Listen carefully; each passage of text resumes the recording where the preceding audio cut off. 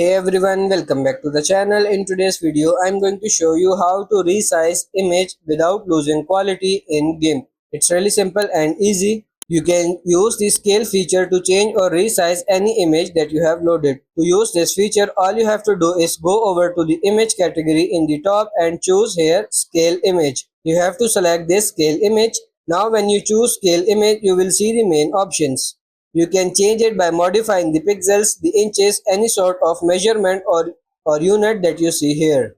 Then you can input the width and height. You can make them match or you can even change the XY resolution. There is a lot to change, but the most important thing are going to be located here at the top.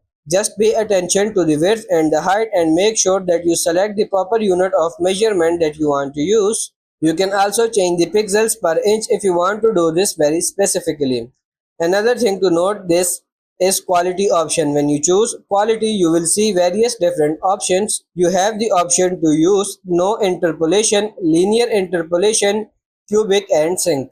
Sadly, I cannot give you too much detail about this. There are going to be different methods and technologies used to retain the image quality. But the recommendation is try each of these and you will see which one give you better results. It's all going to depend on the size of the image, on how many pixels it has, on how much color you want to preserve. So this is why it's important that you give it a run with every single one of these scaling functions. But after you are satisfied, just simply click on the scale and changes will immediately take place.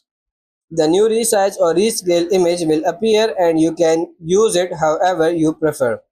So that's pretty much it for this video. That's how to resize image without losing quality in Gimp. I hope this video was helpful. If it is, like it and subscribe to the channel. Thank you.